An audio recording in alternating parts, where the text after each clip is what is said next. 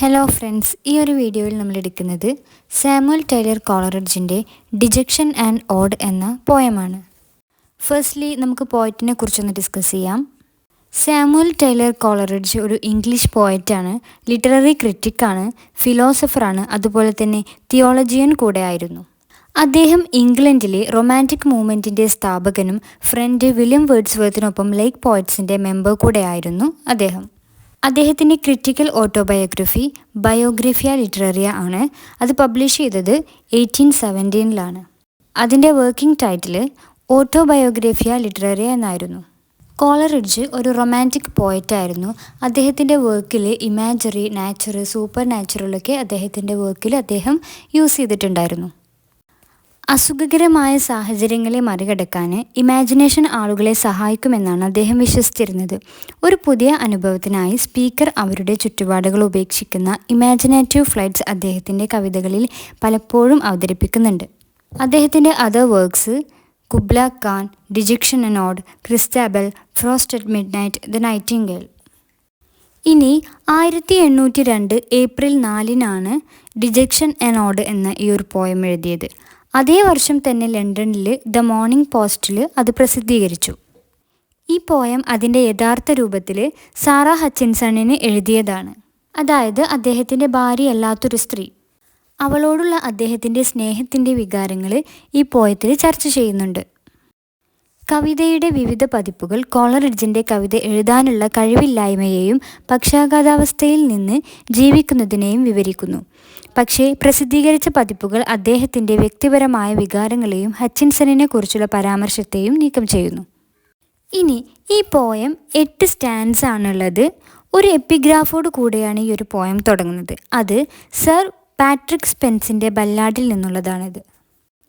Late late yesterday the new moon with the old moon in her arms, and I fear, my master dear, we shall have a deadly storm. ഇത് sir Patrick സ്പെൻസിൻ്റെ ബല്ലാഡിൽ നിന്നുള്ളതാണ്.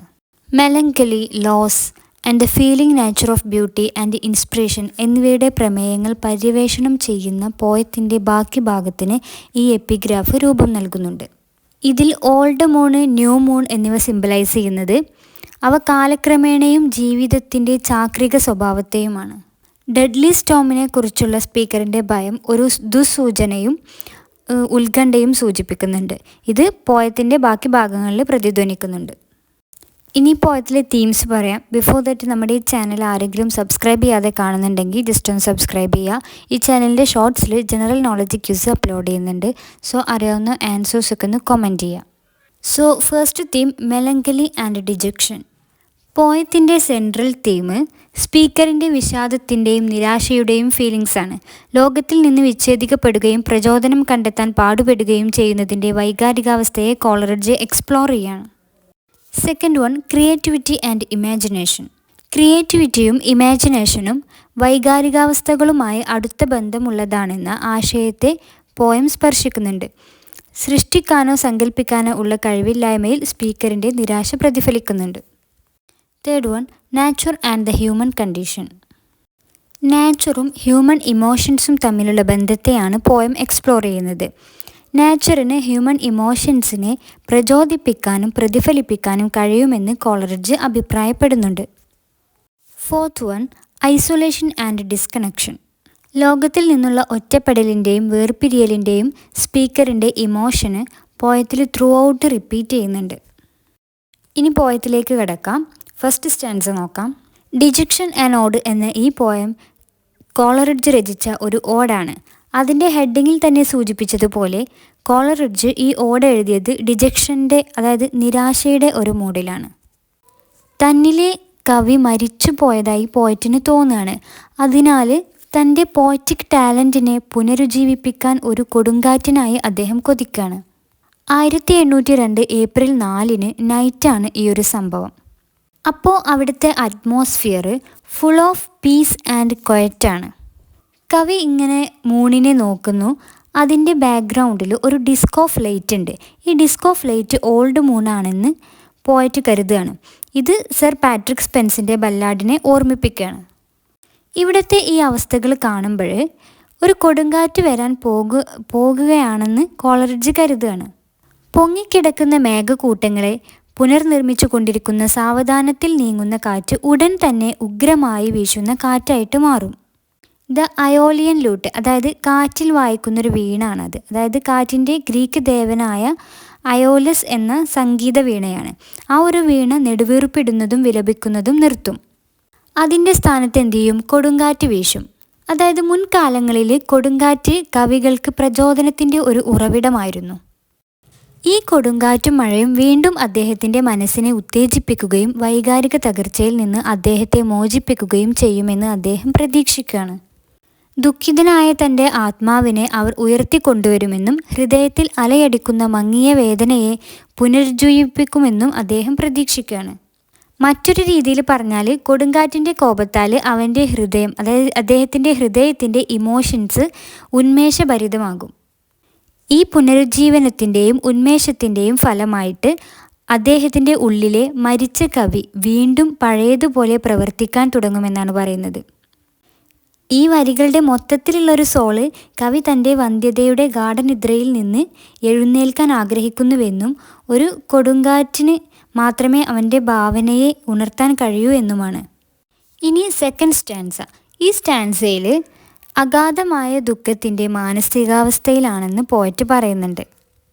അദ്ദേഹം പറയുന്നത് നേച്ചറിലെ ഒരു മനോഹരമായ വസ്തുവിനും തന്നെ ആകർഷിക്കാൻ കഴിയില്ല എന്നതാണ്.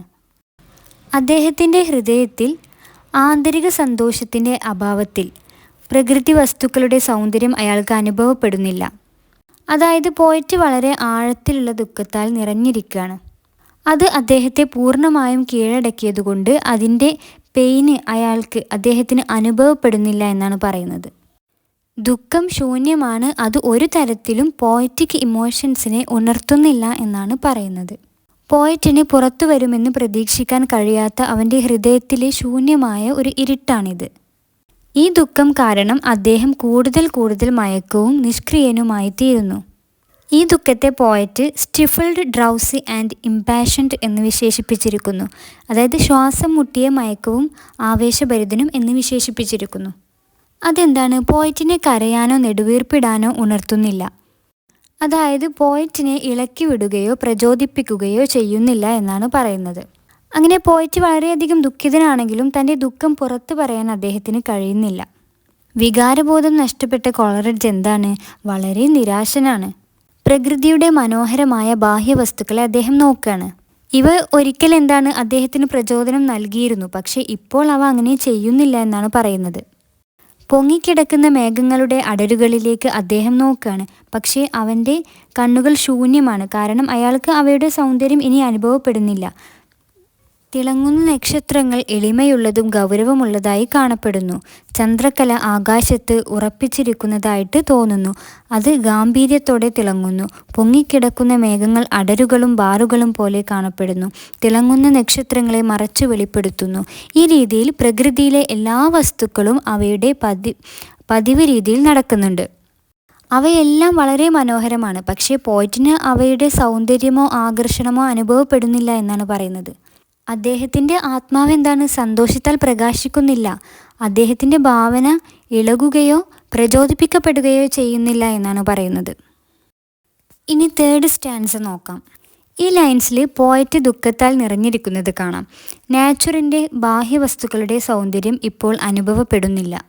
തൻ്റെ സന്തോഷകരമായ ആത്മാവ് പരാജയപ്പെട്ടുവെന്ന് അദ്ദേഹം വിശദീകരിക്കുകയാണ്. അവയ്ക്ക് തൻ്റെ ഹൃദയത്തിൽ നിന്ന് ദുഃഖത്തിൻ്റെ നിർജീവമായ ഭാരം നീക്കം ചെയ്യാൻ കഴിയില്ല. അദ്ദേഹം എന്തു ചെയ്യാണ്? ആകാശത്തെയും മേഘങ്ങളെയും നക്ഷത്രങ്ങളെയും ഒക്കെ നോക്കുകയാണ്. പക്ഷേ അവയൊന്നും തനിക്ക് എന്തു ചെയ്യാണ്? ഒരു സന്തോഷം നൽകുന്നില്ല. അവയെല്ലാം മനോഹരമാണ്, പക്ഷേ അവയുടെ സൗന്ദര്യമോ ആകർഷണമോ അയാൾക്ക് അനുഭവപ്പെടുന്നില്ല എന്നാണ് പറയുന്നത്. അങ്ങനെ ഇനി പ്രകൃതിയുടെ ബാഹ്യവസ്തുക്കളെ നോക്കുന്നത് ഒരു പ്രയോജനമില്ലെന്ന് അയാൾ കരുതുകയാണ്. പുറം ലോകത്തിൽ നിന്നല്ല, ഉള്ളിൽ നിന്നാണ് സന്തോഷം തനിക്ക് ലഭിക്കുന്നതെന്ന് അദ്ദേഹം മനസ്സിലാക്കുകയാണ്. പ്രകൃതിക്ക് തന്നെ അവൻ്റെ ഹൃദയത്തിൻ്റെ ആഴത്തിലുള്ള ദുഃഖം സുഖപ്പെടുത്താനും ശമിപ്പിക്കാനും കഴിയില്ല. സന്തോഷത്താൽ ഉത്തേജിപ്പിക്കപ്പെടാതെ ഹൃദയത്തിന് പ്രകൃതിയുടെ സൗന്ദര്യം അനുഭവിക്കാനും കഴിയില്ല എന്ന് അദ്ദേഹം മനസ്സിലാക്കുകയാണ്. കവിക്ക് നഷ്ടപ്പെട്ടത് ഈ സന്തോഷമാണ് എന്നാണ് പറയുന്നത്. ഇനി ഫോർത്ത് സ്റ്റാൻസ നോക്കാം. ഈ ഒരു സ്റ്റാൻസയിൽ പ്രകൃതിയോടുള്ള പോയറ്റിൻ്റെ മനോഭാവമാണ് പറയുന്നത്. പ്രകൃതിക്ക് ജീവനും മഹത്വവും നൽകുന്ന കാര്യങ്ങൾ വിശദീകരിക്കാൻ വേണ്ടിയിട്ട് പോയറ്റ് ഇവിടെ സാറ ഹച്ചിൻസണിനെ അഭിസംബോധന ചെയ്യുന്നുണ്ട്. കോളറിഡ്ജ് എന്താണ്? നിരാശനാണ്. അദ്ദേഹത്തിൻ്റെ ആന്തരിക സന്തോഷം നഷ്ടപ്പെട്ടു. അദ്ദേഹത്തിൻ്റെ നിരീക്ഷണ മനോഭാവങ്ങൾ നശിച്ചു. ഇനി എവിടെയും സന്തോഷം കണ്ടെത്തുന്നില്ല. പ്രകൃതിയിലെ എല്ലാ മനോഹരമായ വസ്തുക്കളെയും അദ്ദേഹം നോക്കുന്നു, പക്ഷേ അവ അദ്ദേഹത്തിന് സന്തോഷം നൽകുന്നില്ല, ദുഃഖം നീക്കം ചെയ്യുന്നില്ല. ചുറ്റും അദ്ദേഹം എന്താണ്? ഇരുട്ടും ദുഃഖവും മാത്രമാണ് കാണുന്നത്. ഇതിനെക്കുറിച്ച് പറയാനാണ് കോളറിഡ്ജ് വേർഡ്സ്വർത്തിൻ്റെ സഹോദരിയും തൻ്റെ സ്വന്തം പ്രിയപ്പെട്ടവളുമായ സാറ ഹച്ചിൻസണിനെ ഓ ലേഡി എന്ന് അഭിസംബോധന ചെയ്യുന്നത്. വേർഡ്സ്വർത്തിൻ്റെ വിശ്വാസം പ്രകൃതിക്ക് അതിൻ്റേതായ ഒരു സ്വതന്ത്ര ജീവിതം ഉണ്ടെന്നാണ്. എന്നാൽ കോളറിഡ്ജ് അങ്ങനെ കരുതുന്നില്ല. അദ്ദേഹത്തിൻ്റെ അഭിപ്രായത്തിൽ പ്രകൃതിക്ക് ജീവനും നിറവും നൽകുന്നത് നമ്മുടെ മനസ്സിൻ്റെ സൃഷ്ടിപരമായ കഴിവാണ് എന്നാണ്. അതിൻ്റെ നിലനിൽപ്പിന് അത് നമ്മുടെ മാനസികാവസ്ഥയെ ആശ്രയിച്ചിരിക്കുന്നു. അതിന് നമ്മെ എന്താണ്? സന്തോഷിപ്പിക്കാനോ ദുഃഖിപ്പിക്കാനോ കഴിയില്ല. പ്രകൃതി നമ്മുടെ സ്വന്തം മാനസികാവസ്ഥകളെ മാത്രമേ പ്രതിഫലിപ്പിക്കുന്നുള്ളൂ. പ്രകൃതി എന്താണ്? നമ്മിൽ വസിക്കുന്നു, അതായത് അത് നമ്മുടെ സൃഷ്ടിപരമായ ഭാവനയുടെ ഒരു ഉൽപ്പന്നമാണ്. നമ്മുടെ സ്വന്തം ഭാവനയാണ് സമൃദ്ധമായി ആരാധിക്കുന്നത്, അല്ലെങ്കിൽ അതിൻ്റെ വിവാഹ വസ്ത്രമായി വർത്തിക്കുന്നത്. നമ്മൾ സന്തോഷകരമായ മാനസികാവസ്ഥയിലായിരിക്കുമ്പോൾ മാത്രമേ പ്രകൃതിയിലെ വസ്തുക്കൾ സന്തോഷകരമോ മനോഹരമോ ആയി കാണപ്പെടുന്നുള്ളൂ. അതിൻ്റെ ആവരണമായി വർത്തിക്കുന്നത് നമ്മുടെ മാനസികാവസ്ഥയാണ്. പ്രകൃതിയിൽ അസാധാരണമോ കൂടുതൽ മൂല്യവത്തായതോ ആയ എന്തെങ്കിലും കാണുന്നുണ്ടെങ്കിൽ അത് നമ്മുടെ ഭാവനയിലൂടെയാണ് എന്നാണ് പറയുന്നത്. ഇപ്പോൾ ഒരു സാധാരണക്കാരൻ എന്താണ്? നേച്ചർ അസാധാരണമായ ഒന്നും ചിത്രീകരിക്കുന്നില്ല, പക്ഷെ പോയറ്റിന് അത് മാറിക്കൊണ്ടിരിക്കുന്ന ഒരു പ്രതിഭാസത്തെ അവതരിപ്പിക്കുന്നുണ്ട്. ചിലപ്പോൾ അത് ജീവനും നിറവും നിറഞ്ഞതായിരിക്കും, മറ്റു ചിലപ്പോൾ അത് നിർജീവവും നിറമില്ലാത്തതുമായിരിക്കും. ഇനി പറയുന്നത് ആത്മാവിൽ നിന്നാണ് പ്രകാശം ഉദിക്കുന്നത്. അതെന്താണ്? പ്രകൃതിയെ മഹത്വപൂർണവും സ്വർഗീയവുമാക്കുന്നു എന്നാണ് പറയുന്നത്. ആത്മാവിൽ നിന്ന് ഉത്ഭവിക്കുന്ന ഒരു ഇന്നർ ജോയിലൂടെ മാത്രമേ നാച്ചുറിൻ്റെ ബ്യൂട്ടിയെ വിലമതിക്കാൻ കഴിയൂ. അതായത് ലോകത്തിൻ്റെ എക്സ്റ്റേണൽ വിഷൻ നമ്മുടെ ഇന്നർ റിഫ്ലക്ഷൻ ആണ് എന്നാണ് പറയുന്നത്. നാച്ചുർ എന്താണ്? നമ്മിൽ ലിവ് ചെയ്യുന്നുണ്ട്. അത് നമ്മുടെ ഇന്നർ ഐയിലൂടെ മാത്രമേ നമുക്ക് നാച്ചുറിൻ്റെ ബ്യൂട്ടിയോ സാഡ്നെസ്സോ ഒക്കെ കാണാൻ കഴിയൂ എന്നാണ് പറയുന്നത്. ഇനി 5th സ്റ്റാൻസ നോക്കാം. ഈ സ്റ്റാൻസയിലൂടെ കോളറിഡ്ജ് തൻ്റെ പ്രിയപ്പെട്ട സാറ ഹച്ചിൻസണിനോട് ഇന്നർ ജോയിൻ്റെ പവർ വിശദീകരിക്കുകയാണ്. സാറയെപ്പോലെ പ്യുവറും വിർച്വസുമായ സോളുകൾക്ക് മാത്രമേ ഈ ഇന്നർ ജോയ്, ആന്തരിക സന്തോഷം അനുഭവിക്കാൻ കഴിയൂ എന്നാണ് പറയുന്നത്. ഇന്നർ ജോയ് നഷ്ടപ്പെട്ടു എന്ന് പോയറ്റ് പറയുന്നുണ്ട്. അദ്ദേഹത്തിൻ്റെ സന്തോഷം നഷ്ടപ്പെട്ടതിന് നാച്ചുർ ഒരു ആശ്വാസവും നൽകുന്നില്ല. ദുഃഖിതനായ ഹൃദയത്തിന് നാച്ചുറിന് സ്വയം ഒരു ആശ്വാസവും നൽകാൻ കഴിയുന്നില്ല എന്നാണ് പറയുന്നത്. ആത്മാവിൻ്റെ ഇന്നർ ജോയ് ആണ് നാച്ചുറിന് ജീവനും മഹത്വവും നൽകുന്നത്. ഈ സന്തോഷത്തിൽ നിന്നാണ് നാച്ചുർ അതിൻ്റെ സൗന്ദര്യം നേടുന്നത്. ഈ സന്തോഷത്തിൻ്റെ അഭാവത്തിൽ ബ്ലൂ സ്കൈയും ക്രസൻറ്റ് മൂണും പൊങ്ങിക്കിടക്കുന്ന ക്ലൗഡ്സും ജീവനോ കളറോ ഉണ്ടാകില്ല എന്നാണ് പറയുന്നത്. ഈ സന്തോഷം പ്യുവർ സോളിൽ വസിക്കുന്നു. അതുകൊണ്ട് തന്നെ കോളറിഡ്ജിൻ്റെ അഭിപ്രായത്തിൽ പ്യുവർ സോളിൻ്റെ സൽഗുണസമ്പന്നയായ സാറ ഈ സന്തോഷം എന്താണെന്നും അത് എവിടെയാണ് ജീവിക്കുന്നതെന്നും ചോദിക്കേണ്ടതില്ല. കോളറിഡ്ജിൻ്റെ വീക്ഷണത്തിൽ ഈ സന്തോഷം ബാഹ്യവസ്തുക്കളുടെ മ്യൂസിക് കേൾക്കാൻ കഴിയുന്ന സോളിൻ്റെ ശക്തിയാണ്. ജീവിതത്തിലെ ഏറ്റവും വൃത്തികെട്ട യാഥാർത്ഥ്യങ്ങൾ പോലും അത് മനോഹരമാക്കുന്നൊരു ശക്തിയാണിത്. അത് എല്ലാ ബാഹ്യവസ്തുക്കൾക്കും നിറവും സൗന്ദര്യവും നൽകുന്നു. എന്നാൽ സാറയെപ്പോലെ പ്യുവറും വിർച്വസും ആയ സോളുകൾക്ക് മാത്രമേ അത് സ്വന്തമാക്കാനും അതിൻ്റെ സ്വാധീനം അനുഭവിക്കാനും കഴിയൂ എന്നാണ് പറയുന്നത്. ഈ ജോയ് എന്ന് പറയുന്നത്, അതായത് സന്തോഷം, ആനന്ദം എന്നൊക്കെ പറയുന്നത് ജീവിതത്തിൻ്റെ ഒരു ഉത്ഭവവുമാണ്. നമ്മളിപ്പോൾ മഴയും മേഘവും വേർതിരിക്കുന്നത് പോലെ എന്താണ് സന്തോഷവും ജീവിതവും വേർതിരിക്കാനാവില്ല. ജോയ് എന്ന് പറയുന്നത് ജീവിതത്തിൻ്റെ സോളിനെയും പവറിനെയും പ്രതിനിധീകരിക്കുന്നുണ്ട്. എന്താണ്? സന്തോഷത്തിലൂടെ മാത്രമുള്ളൂ ജീവിതത്തിലെ ദുരിതങ്ങൾ സഹിക്കാനും അതിൻ്റെ ആനന്ദം ആസ്വദിക്കാനും കഴിയൂ. ഈ സന്തോഷം പോയറ്റിനെ സാധാരണ മനുഷ്യരിൽ നിന്നും വേർതിരിക്കുന്നുണ്ട്. ഈ സന്തോഷം എന്താണ്? നാച്ചുറുമായി ബന്ധപ്പെട്ടിരിക്കുന്നു. അത് സന്തോഷകരമായ ഒരു പുതിയ ലോകവും ഒരു പുതിയ സ്വർഗവും നൽകുന്നുണ്ട്. മറ്റൊരു രീതിയിൽ പറഞ്ഞാൽ സന്തോഷത്തിലൂടെ കാണുന്നതെല്ലാം എന്താണ്? വളരെ മനോഹരവും ആകർഷകവുമായി കാണപ്പെടുന്നു. മുഴുവൻ ഭൂമിയും പുതിയതായിട്ട് കാണപ്പെടുന്നു. എന്നിരുന്നാലും ഹൃദയശുദ്ധിയുള്ള ആളുകൾക്ക് മാത്രമേ ഈ സന്തോഷശക്തി കൈവരിക്കാൻ കഴിയൂ എന്നാണ് പറയുന്നത്. ആനന്ദം എന്താണ്, അതായത് സന്തോഷം എന്താണ്? മധുരമായ ശബ്ദങ്ങൾ കേൾക്കാനും ആകാശത്തിലെ തിളങ്ങുന്ന മേഘങ്ങളെ കാണാനുമൊക്കെ നമ്മെ പ്രാപ്തനാക്കുന്നുണ്ട്. അങ്ങനെ നാം സ്വന്തം ശക്തിയിൽ സന്തോഷിക്കുന്നു. നാച്ചുറിൻ്റെ എല്ലാ ബാഹ്യവസ്തുക്കളും വസിക്കുന്നത് സോളിൻ്റെ സന്തോഷത്തിലാണ് എന്നാണ് പറയുന്നത്. നാം കാണുന്ന എല്ലാ മനോഹരമായ നിറങ്ങളും നാം കേൾക്കുന്ന സ്വീറ്റ് വോയിസും സോളിൽ നിന്നാണ് ഉത്ഭവിക്കുന്നത്. ഈ സന്തോഷമില്ലാതെ എല്ലാം മരിച്ചതും നിറമില്ലാത്തതുമായി തോന്നുന്നു എന്നാണ് പറയുന്നത്. ഇനി 6th സ്റ്റാൻസ് നോക്കാം. പോയറ്റ് എഴുതിയതിൽ വെച്ചിട്ട് ഏറ്റവും ദുഃഖകരമായ തോട്ടാണ് ഈ ലൈൻസിലുള്ളത്. ഈ ലൈൻസിൽ പോയറ്റ് തൻ്റെ പവർ ഓഫ് ഇമാജിനേഷൻ നഷ്ടപ്പെട്ടതിൽ ദുഃഖിക്കുകയാണ്. പോയട്രിയുടെ അടിസ്ഥാന കാര്യങ്ങളായ ഹോപ്പ് ആൻഡ് ജോയ് നഷ്ടപ്പെട്ടതിൽ അദ്ദേഹം തികച്ചും ദുഃഖിതനാണ്. ബ്രൈറ്റ് ഫ്യൂച്ചർ പ്രതീക്ഷിച്ചിരുന്ന തൻ്റെ ആദ്യകാലങ്ങളെ കോളറിഡ്ജ് ഓർക്കാണ്. ആ സമയത്ത് അദ്ദേഹം സന്തോഷവാനല്ല, മറിച്ച് തൻ്റെ നിർഭാഗ്യങ്ങളിൽ നിന്ന് കരകയറാൻ അദ്ദേഹം ആഗ്രഹിച്ചിരുന്നു. അദ്ദേഹത്തിൻ്റെ ജീവിതം കഠിനമായിരുന്നെങ്കിലും അദ്ദേഹത്തിൻ്റെ ഹൃദയം ഇന്നർ ജോയ് കൊണ്ട് നിറഞ്ഞിരുന്നു. ഈ സന്തോഷം എന്താണ്? അദ്ദേഹത്തെ തൻ്റെ നിർഭാഗ്യങ്ങളിൽ നിന്ന് കരകയറാൻ പ്രാപ്തനാക്കി. അത് അദ്ദേഹത്തിൻ്റെ ഇമാജിനേഷനെ ഉത്തേജിപ്പിക്കുകയും അങ്ങനെ അദ്ദേഹത്തെ സന്തോഷിപ്പിക്കുകയും ചെയ്തു എന്നാണ് പറയുന്നത്. അദ്ദേഹത്തിൻ്റെ ജീവിതം വളരെ കഠിനമായിരുന്നെങ്കിലും വരാനിരിക്കുന്ന നല്ല ദിവസങ്ങളെക്കുറിച്ച് അദ്ദേഹത്തിന് ശുഭാപ്തി വിശ്വാസമായിരുന്നു. എന്നിരുന്നാലും വർദ്ധിച്ചു വരുന്ന കഷ്ടപ്പാടുകൾ എന്താണ്? അദ്ദേഹത്തിൻ്റെ സന്തോഷവും ശുഭാപ്തി വിശ്വാസവും കെടുത്തി. ഒരു കാലത്ത് ആകാശത്തോളം ഉയർന്നിരുന്ന അദ്ദേഹത്തിൻ്റെ പോയറ്റിക് ഫാൻസി ഇപ്പോൾ എന്താണ്? തകർന്നിരുന്നു എന്നാണ് പറയുന്നത്. സന്തോഷം നഷ്ടപ്പെടുന്നതിന് പോയറ്റിന് അത്ര വിഷമിക്കുന്നില്ല. പക്ഷേ ജനനം മുതൽ തന്നോടൊപ്പം ഉണ്ടായിരുന്ന ഷേപ്പിംഗ് സ്പിരിറ്റ് ഓഫ് ഇമാജിനേഷൻ, അതായത് ഇമാജിനേഷൻ നിർമ്മിക്കുന്ന ആ ഒരു സോള് നഷ്ടപ്പെട്ടതിൽ പോയറ്റ് അങ്ങേയറ്റം ദുഃഖിതനാണ് എന്നാണ് പറയുന്നത്. പോയട്രിയിൽ തൻ്റെ ഇമോഷൻസിനെ രൂപപ്പെടുത്താൻ സഹായിച്ച തൻ്റെ ക്രിയേറ്റീവ് ഇമാജിനേഷൻ്റെ നഷ്ടം അദ്ദേഹം വേദനയോടെ മനസ്സിലാക്കുകയാണ്. നികത്താനാവാത്ത ഈ നഷ്ടം കാരണം അദ്ദേഹം ഇപ്പോൾ ജീവിതത്തിൻ്റെ ഒരു ഫിലോസഫിക്കൽ ആസ്പെക്റ്റിലേക്ക് തിരിയാണ്. അദ്ദേഹം എന്താണ്? സമാധാനമാണ് ആഗ്രഹിക്കുന്നത്. അതിനാൽ തൻ്റെ സ്വാഭാവിക പ്രേരണകളുടെ നഷ്ടവുമായി പൊരുത്തപ്പെടാൻ അദ്ദേഹം ശ്രമിക്കുകയാണ്.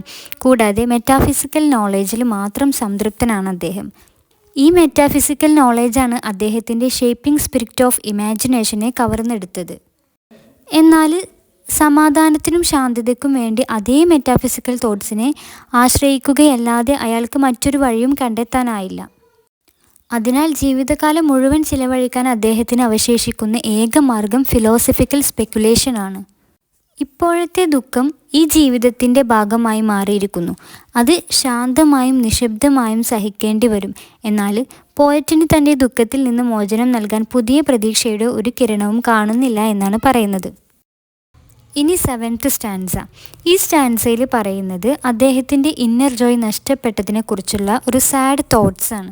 അതായത് അദ്ദേഹത്തിൻ്റെ ഉള്ളിലെ കവി മരിച്ചു എന്നാണ് പറയുന്നത്. ഒരു ബ്രൈറ്റ് പോയറ്റിക് ഫ്യൂച്ചറിനെ കുറിച്ചുള്ള അദ്ദേഹത്തിൻ്റെ പ്രതീക്ഷകൾ തകർന്നു എന്നാണ് പറയുന്നത്. അദ്ദേഹം ഇപ്പോൾ എന്താണ്? നിരാശനാണ്. ഈ മാനസികാവസ്ഥയിൽ നിന്ന് അല്പം ആശ്വാസം ലഭിക്കാൻ വേണ്ടിയിട്ട് അദ്ദേഹം പുറത്ത് ആഞ്ഞടിക്കുന്ന കൊടുങ്കാറ്റിലേക്ക് തൻ്റെ ശ്രദ്ധ തിരിക്കുകയാണ്. പ്രസൻറ്റ് ടൈമിൽ തന്നെ ചുറ്റിപ്പറ്റിയുള്ള ദുഃഖകരമായ തോട്ട്സിനെ മാറ്റി നിർത്താൻ പോയറ്റ് ശ്രമിക്കുകയാണ്. എന്നാൽ ഇരുണ്ട സ്വപ്നങ്ങളുള്ള യാഥാർത്ഥ്യം അദ്ദേഹത്തെ ഭാരപ്പെടുത്താണ്. സ്വന്തം ദുരിതത്തിൽ മുഴുകിയിരുന്നതിനാൽ പുറത്ത് കൊടുങ്കാറ്റ് ആഞ്ഞടിക്കുന്നത് അയാൾ ശ്രദ്ധിച്ചിരുന്നില്ല. എന്നാൽ ഇപ്പോൾ അദ്ദേഹം അതിലേക്ക് ശ്രദ്ധ തിരിക്കുകയാണ്. കാറ്റിൽ നിന്നുള്ള മ്യൂസിക് അദ്ദേഹം കേൾക്കുകയാണ്. പക്ഷേ അതിൽ അദ്ദേഹത്തിന് ഒരു കടുത്ത വേദന മാത്രമേ കാണാൻ കഴിയുന്നുള്ളൂ. റോക്സ്, മൗണ്ടെയ്ൻസിലും ട്രീസിലും കാറ്റ് ശക്തമായിട്ട് വീശി. പൈൻ ട്രീസിൻ്റെ തോപ്പുകളിലേക്കും അത് വീശി. മന്ത്രവാദികളുടെ വീടിനെ അവ സന്ദർശിച്ചു. അത് ഒരു വൈൽഡ് മ്യൂസിക് സൃഷ്ടിച്ചു കൊണ്ടേയിരുന്നു. മഴയുടെ മാസത്തെ, അതായത് ഏപ്രിൽ മാസത്തെ ക്രിസ്മസിൻ്റെ ശൈത്യദിനങ്ങളാക്കി മാറ്റിയ മാഡ് ല്യൂട്ടണിസ്റ്റ്, ഭ്രാന്തൻ ല്യൂട്ടണിസ്റ്റ് എന്നാണ് കോളറിഡ്ജ് കാറ്റിനെ വിളിക്കുന്നത്. ഫ്ലവേഴ്സ്, ബഡ്സ്, ലീവ്സ് എന്നിവയ്ക്കിടയിൽ കാറ്റ് ഇപ്പോൾ ആനന്ദിക്കുന്നു എന്നാണ് പറയുന്നത്. കോളറിഡ്ജിന് ഇപ്പോൾ കാറ്റ് എല്ലാ അർത്ഥത്തിലും ദാരുണമായിട്ട് തോന്നുകയാണ്. അതിൻ്റെ ശബ്ദങ്ങൾ ദുഃഖകരമായ സ്വഭാവമുള്ളതായി അദ്ദേഹത്തിന് തോന്നുകയാണ്. കാറ്റിൻ്റെ മാഡ് മ്യൂസിക് കേട്ട് അയാൾ അത്ഭുതപ്പെടുകയാണ്. കാറ്റിനോട് എന്താണ് അത് പറയുന്നത് എന്ന് ചോദിക്കുകയാണ്.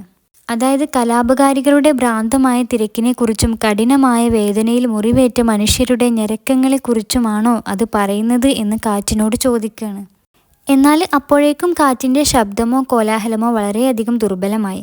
അത് പുറപ്പെടുവിക്കുന്ന വേദനാജനകമായ ശബ്ദങ്ങൾ മങ്ങിയതും ദുർബലവുമായി. ഓത്വേസ് ഓഫൻ്റെ ഒരു സാഡ് സ്റ്റോറി കോളറിഡ്ജ് ഇവിടെ നൽകുന്നുണ്ട്. ഒരു കൊച്ചുകുട്ടി തൻ്റെ പ്രിയപ്പെട്ട അമ്മയ്ക്ക് വേണ്ടി മരുഭൂമിയിൽ കരയുന്നതിൻ്റെ ഒരു മികച്ച പെൻ പിക്ചറാണ് കോളറിഡ്ജ് ഇവിടെ ചിത്രീകരിച്ചിരിക്കുന്നത്. കൂടാതെ വേർഡ്സ്വർത്തിൻ്റെ ലൂസി ഗ്രേയുടെ സങ്കടകരവും ദാരുണവുമായ സ്റ്റോറിയും കോളറിഡ്ജ് ഓർക്കുകയാണ്. ചുരുക്കത്തിൽ പറഞ്ഞാൽ കോളറിഡ്ജിന് ഒരു കാലത്ത് പ്രചോദനാത്മക ശക്തിയായിരുന്ന കൊടുങ്കാറ്റ് ഇപ്പോൾ അദ്ദേഹത്തിന് വേദനയും ഭയവും സങ്കടവും മാത്രമേ നൽകിയിട്ടുള്ളൂ എന്നാണ് പറയുന്നത്.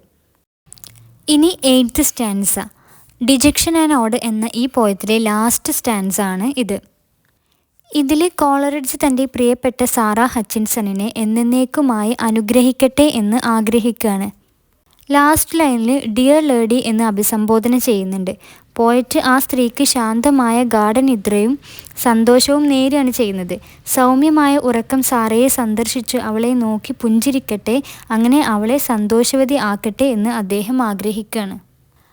രാത്രിയുടെ പകുതി കഴിഞ്ഞെങ്കിലും പോയറ്റ് ഇപ്പോഴും ഉണർന്നിരിക്കുന്നു എന്ന് പറയുന്നുണ്ട്. കാരണം അയാൾക്ക് ഉറങ്ങാൻ കഴിയുന്നില്ല. എന്നാൽ തൻ്റെ പ്രിയപ്പെട്ട സാറയ്ക്ക് ദൈവം അത്തരം ജാഗ്രത നൽകരുതെന്നോ, അതായത് അവളെ ഉണർത്തേണ്ടി വരരുതെന്നോ അദ്ദേഹം ആഗ്രഹിക്കുകയാണ്. പോയറ്റിന് തൻ്റെ പ്രകാശവും ഉന്മേഷദായകരവുമായ ഹൃദയം എന്നേക്കുമായി നഷ്ടപ്പെട്ടു. പക്ഷേ സാറയ്ക്ക് സന്തോഷകരമായൊരു ഹൃദയം ഉണ്ടാകണമെന്ന് അദ്ദേഹം ആഗ്രഹിക്കുകയാണ്. ലോകത്തിലെ എല്ലാ വസ്തുക്കളും അവളുടെ സേവനത്തിനായി വന്നേക്കാം. ഒന്നിൻ്റെയും അഭാവം മൂലം അവൾ കഷ്ടപ്പെടേണ്ടതില്ല എന്ന് അദ്ദേഹം പറയാണ്. അവളുടെ ആത്മാവ് സന്തോഷത്താൽ ജ്വലിച്ചേക്കാം. അങ്ങനെ അവൾക്ക് എല്ലാ ഭൗമിക വസ്തുക്കളെയും നോക്കി ആസ്വദിക്കാൻ കഴിയും എന്ന് അദ്ദേഹം പറയാണ്. സാറ ആത്മാക്കളാൽ നയിക്കപ്പെടുകയും സ്വർഗീയ ശക്തികളാൽ പഠിപ്പിക്കപ്പെടുകയും ചെയ്യണമെന്ന് കോളറിഡ്ജ് ആഗ്രഹിക്കുകയാണ്. അവൾ കോളറിഡ്ജിൻ്റെ ഏറ്റവും ഭക്തയും നിർമ്മലയുമായ സുഹൃത്താണ്. അതിനാൽ അവൾക്ക് സന്തോഷത്തോടെ ജീവിക്കാനും അവൾ ആഗ്രഹിക്കുന്നതെല്ലാം ലഭിക്കാനും അവന് ആഗ്രഹിക്കണം, അതായത് കോളറിഡ്ജ് ആഗ്രഹിക്കണം. സോ ഈ ഒരു പോയം ഇത്രയാണ് വരുന്നത്. ഇതിലെ സിംബോളിസം നോക്കാം. ദ മൂൺ എന്നത് ഇൻസ്പിറേഷൻ്റെയും ക്രിയേറ്റിവിറ്റിയുടെയും സിമ്പലാണ് മൂൺ എന്നത്. ദ സ്കൈ ഇൻഫിനിറ്റ് ആൻഡ് സബ്ലിമാണ് സിംബലൈസ് ചെയ്യുന്നത്. The wind change and movement ആണ് സിംബലൈസ് ചെയ്യുന്നത്. ദ ലാൻഡ്സ്കേപ്പ് എക്സ്റ്റേണൽ വേൾഡാണ് സിംബലൈസ് ചെയ്യുന്നത്. ഇനി ഇതിലെ പോയറ്റിക് ഡിവൈസസ് നോക്കാം. Metaphor, personification, alliteration and enjambment. So ഇത്രയൊക്കെയാണ് ഈ ഒരു പോയത്തിൽ വരുന്നത്. അഭിപ്രായങ്ങളൊക്കെ കമൻറ്റ് ചെയ്യാൻ മറക്കരുത്. നിങ്ങൾക്ക് ഇഷ്ടമായെങ്കിൽ ചാനലൊന്ന് സബ്സ്ക്രൈബ് ചെയ്യുക, ഫ്രണ്ട്സിലേക്കൊക്കെ ഒന്ന് ഷെയർ ചെയ്ത് കൊടുക്കുക, ഒന്ന് ലൈക്ക് ചെയ്യുക. Okay, so thanks for watching this video.